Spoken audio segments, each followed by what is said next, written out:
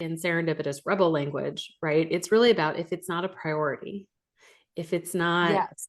if it doesn't fulfill the larger purpose. We always tell people if it's not a hell yes, it really should be a no. The hell no. Business, a hell no. Welcome to Purposeful Podcasting. I'm Wendy. And I'm Krystal. This podcast is meant to share how we and other entrepreneurs bring together purpose and passion to leverage profit in our businesses. We are shining a light on adventure-loving, purpose-driven, action-minded, authentic, and rebellious entrepreneurs. Just like us. So join us as we talk about business and life and everything in between.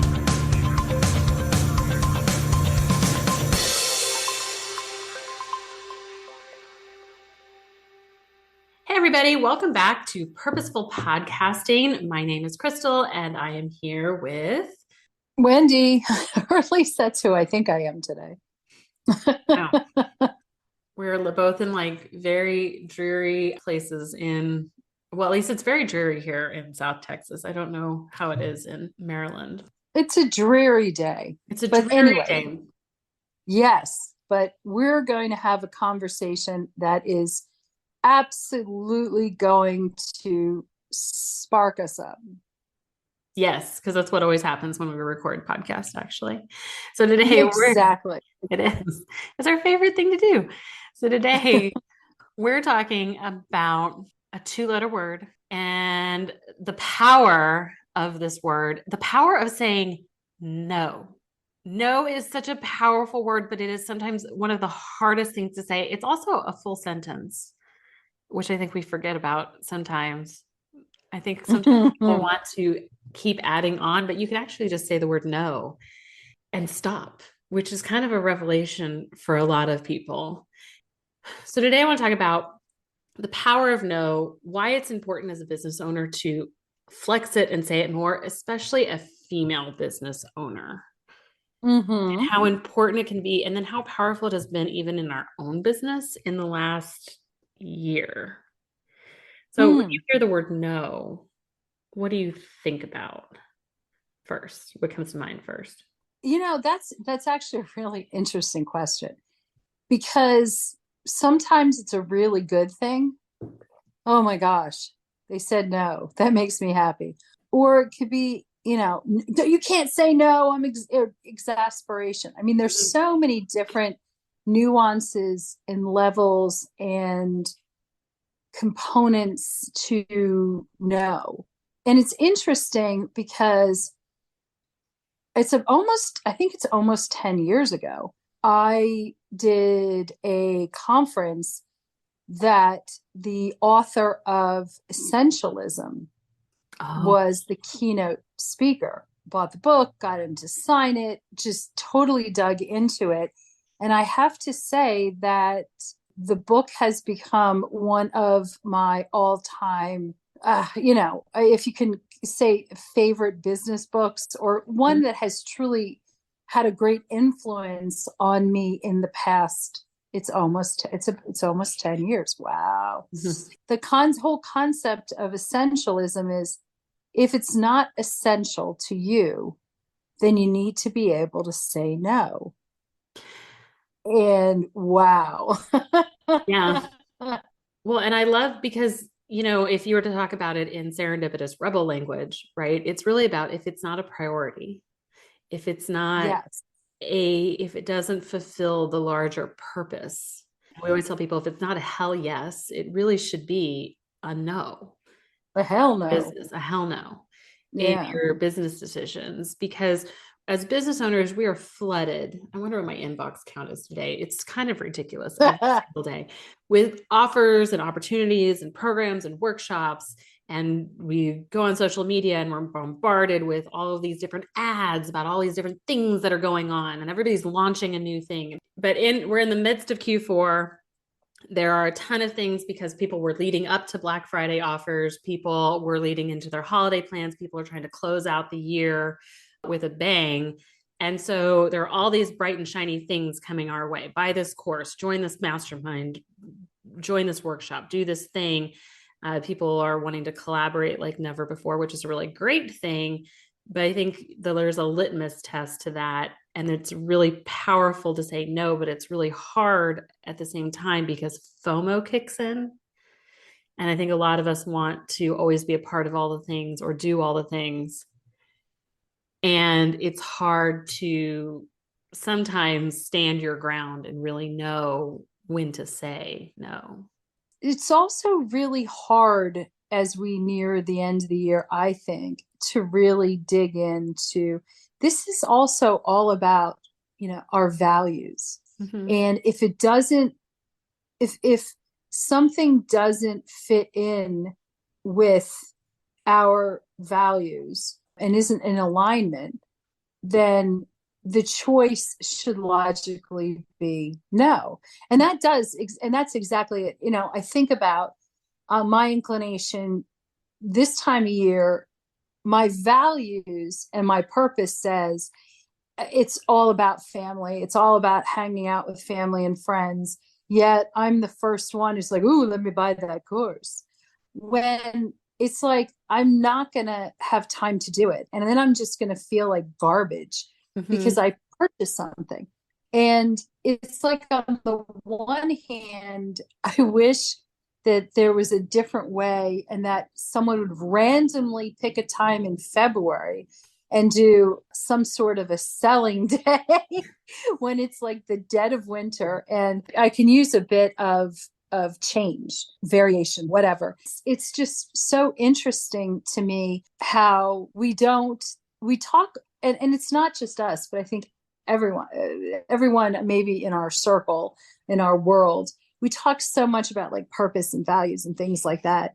Yet how easy is it to turn our back on that? Well, it's like in the moment, we know what our purpose and values are, but then when the bright and shiny object comes along, it's just like, ooh, I got to tap onto that because that FOMO kicks in or that adrenaline or that dopamine rush kicks in that sales cycle. And it's hard to turn our backs on like, what is the values? What is the purpose that we should be leaning into in the moment? It's really hard to exercise both of those things at the same time sometimes. Yeah, that's very true. And, I think I probably lean into the saying no piece of it more so about being asked of my time.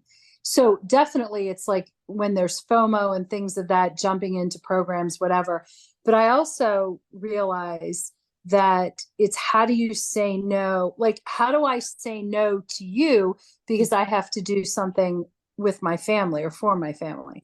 Or how do I say no? Or, how do we change, say, a time of a client's meeting when, I really don't want to say no, but I need to because I don't have time to fit it in, or, things of that nature. I think that as entrepreneurs, but really as women, we run into these roadblocks about not saying no and totally overcommitting ourselves beyond belief. And then ultimately, really, it's who ends up losing in that scenario.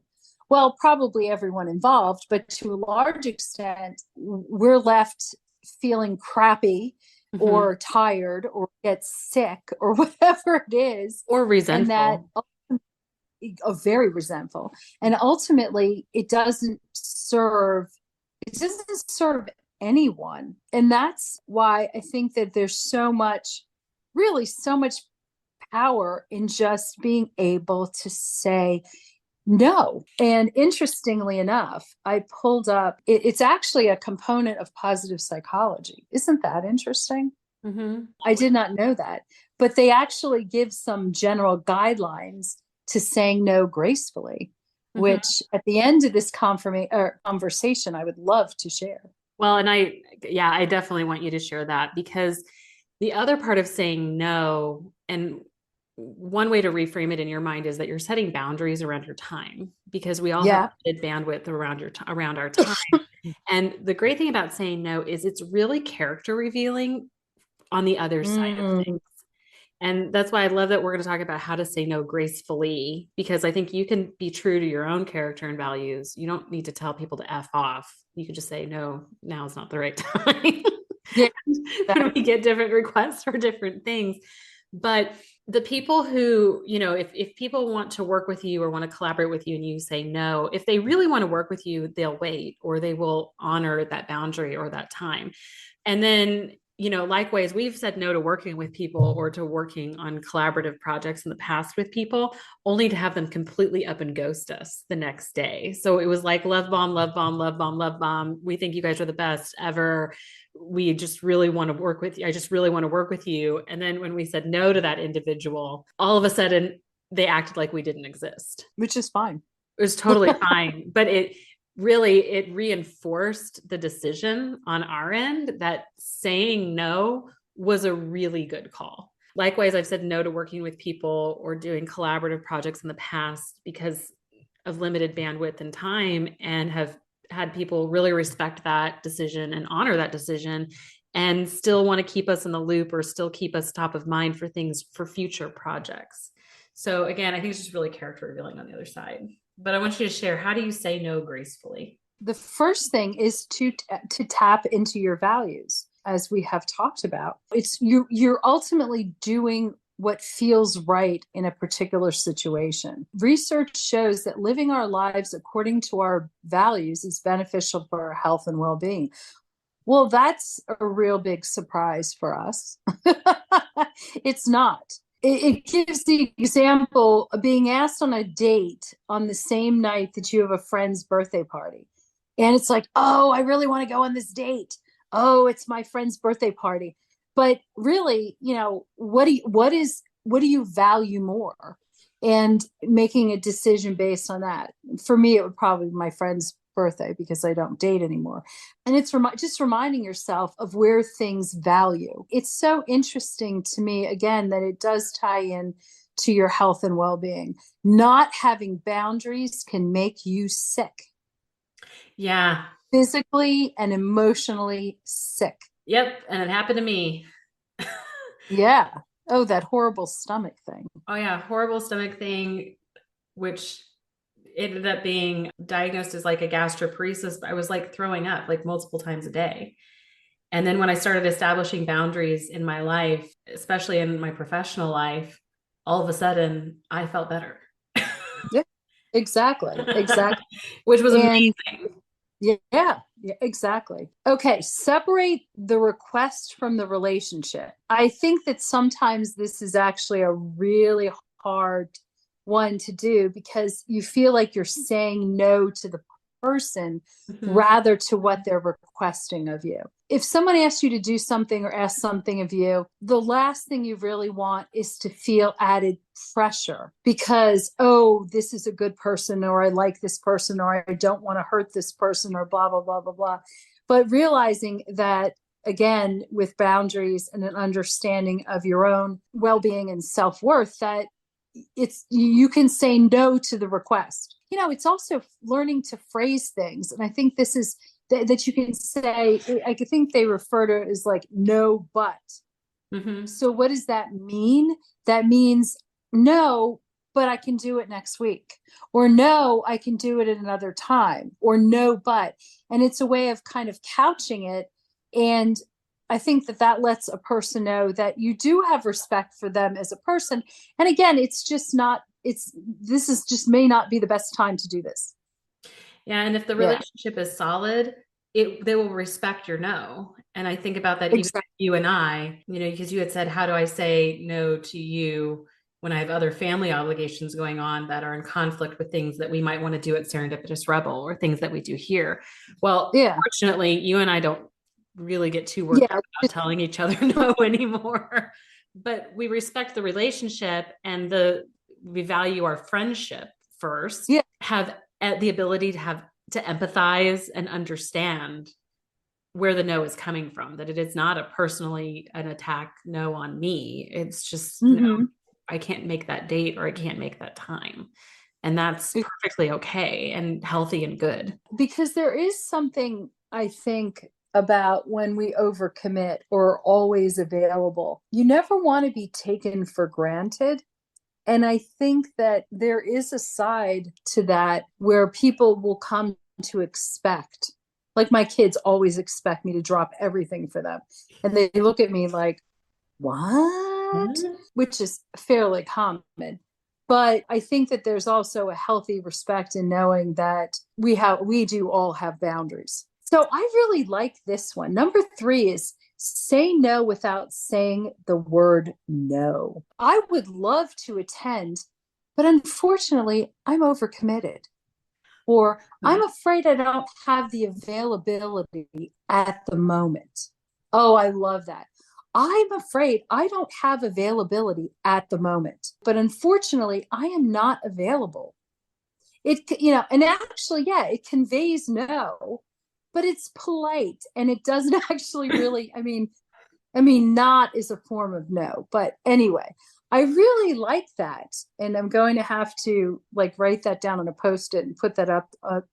I'm afraid I don't have availability at the moment. I do like that because it's like a softer, it just takes the edge off of, and it also conveys actually more specifically, yet without going into tremendous detail, I'm not available. I like that a lot, actually. And I think it's that overt versus covert. I like that because, again, it makes it about the ask and not about the relationship or about the person. So I think in a lot of ways, that's what makes it easier. Mm-hmm. And I think the next one is really, I'm looking at this is really very much about essentialism, but focus on what you will gain by saying no. I think our inclination is, if I say no, I'm out. But really, we're wired, I think, to jump to the negative. But what if we were to look at it and just sort of, instead of what am I missing out, what am I gaining? Oh, I can't go to that retreat. Well, why can't I go? Because I have family obligations. Oh, but I'm going to miss out on what's going on in the retreat. No, actually, I'm going to be able to experience what I'm doing. That's actually a really good way to also look at this when you're doing a yes or no decision, is really, what do you gain by saying no? What do you gain by saying yes? That sort of thing. I like that too. I love that. By saying no to something, you're actively saying yes to something else. Yeah, exactly. I can't go away this weekend, or I can't do something, or I can't, what did I say, a retreat, because I have, there's things I need to do at home. It's just looking at the brighter side of things and being able to see that saying no doesn't have to always be negative. I like that. I like that a lot. Yeah, this is kind of fun, isn't it? The next one, recognize your personal cost of saying yes. Wow. And it's true. When someone asks you for something, whether it's to do something or to buy something, they're asking us to give them something. And that could be time, that could be money, So, and there is some sort of a cost. Mm-hmm. Do we really take the time to recognize what that cost is? And is it really essential? Is it really in our best interest? There's an interesting part to looking at what is it costing us? And I actually think that would make things easier just to say no. Oh, that's an interesting way of putting it. If you really, assuming we care about our own well-being, which I really hope we do, looking at things and saying, I may not actually be able to afford that right now. And I don't have to put it on, a year-long payment plan or something like that. Or I just don't have the time right now to commit to that. And do I want to buy something, again, that I don't have time for? And I think these are very healthy conversations, internal monologues to have when making decisions about, yes or no, should I, shouldn't I? Well, and it's kind of, I know people revert to old pro con lists too, right? Because it's the kind of the same idea. And I think it's particularly hard. Like I suffer from extreme FOMO.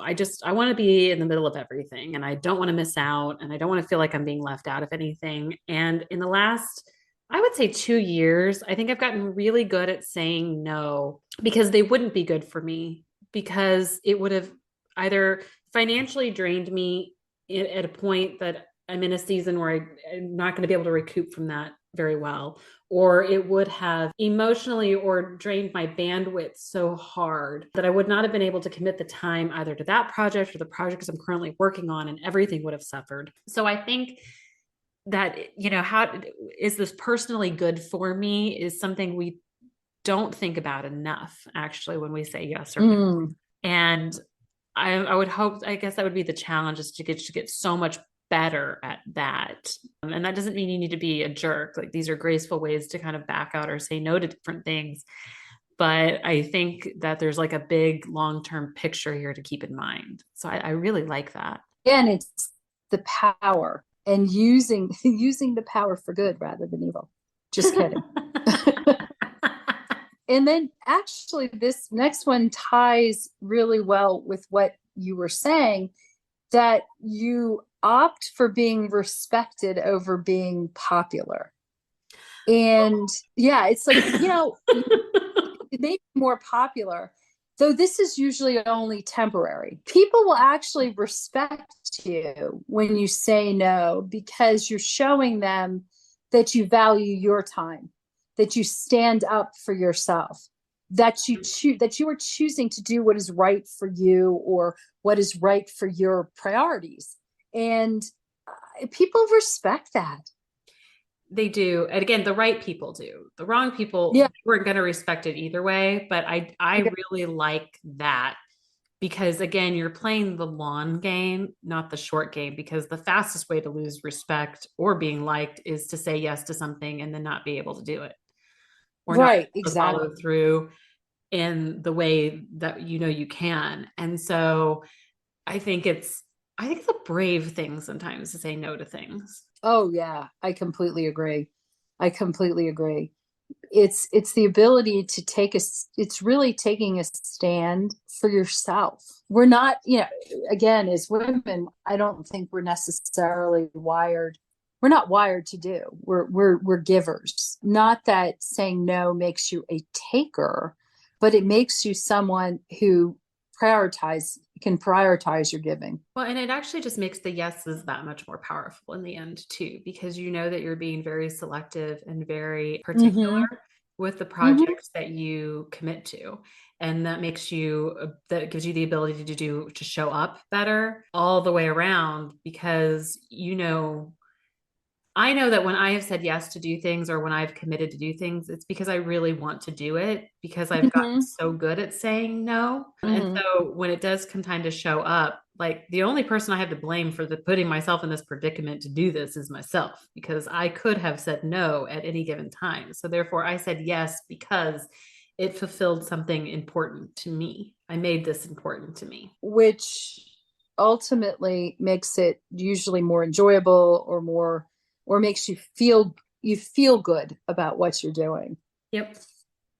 So, and then number 7, which is the last one, is, again, it ties along, I think, with what you were just saying. Be clear rather than vague and non-committal. Instead of softening the blow and saying something like, well, I'll do my best to show up, or I'll try and get there at some point. If the answer is no, just say it. Don't try again, it's like this softening the blow, which ultimately doesn't really make you, I don't think that particularly makes anyone look good. I think it's better just to be, nope, sorry, can't make it this time, than, hey, I'm going to try, I think then, because then what you're saying is straight up that you're saying it wasn't a priority, whatever it was, without actually saying it. And I think that there's more weight when you say, look, I just don't have the time right now, or I just can't make it, or the kids come first, whatever it is in that particular scenario. And then it's better than saying things like, Yeah. Well, I'll try to come. I'll try to make it. Yeah. Well, and my favorite ones are like when people want to say things like, oh, I'll try. And I was thinking about like, just put the person out of their misery. It's like a bad breakup, right? Like you to be Yes. clear is kind. And Yeah. somebody asked me yesterday, oh, there was something wrong. Can we try to get together in the next week? And my inclination was to say, actually, oh, well, yeah, we can try, knowing full well I don't have the bandwidth next week to do Right. check anything. And so I actually ended up writing back and said, I'm sorry, I will be unavailable for the foreseeable future. Again, there's no ambiguity, and there's no leaving the other person in the lurch trying to chase me down. And I don't have any guilt or bad feelings or resentment on my end of trying to get this monkey off my back. It's just, no, I'm not doing that. Full stop. I think that's that's ultimately makes you a happier, healthier person. That counts, I think, for a lot. And I think when you're thinking about all of these things with no, one of the most important things is that there's always a caveat, which means no, not right now. And seasons of life have been really powerfully playing in the back of my head. And so for all of the projects that I've said no to this year, or the mastermind opportunities, or even the opportunity for Wendy and I to get together this last year, and the things that I've had to say no to, it doesn't mean no forever. It just means not right now. And I have to remind myself that as well, that I have time. And that's hard for me too, because I want everything done yesterday, and I want everything finished like as fast as possible. And I have to remind myself that I can say no to that, because the opportunity will come later to do that again. Yes, exactly. Well, this has been fun. Yeah. All right, guys. Well, we're going to say no to the rest of this episode and wrap this up then. And exactly. We hope you will say yes to joining us next week. And until next time, have a good day. Bye. Bye. Thanks for listening. Be sure to subscribe and leave us a rating. But only if you liked it. Otherwise, just keep it to yourself. You can learn more about purposeful podcasting on our website at serendipitousrebel.com. And if you have topics you'd like to hear about, be sure to submit them on our website or DM us on social media.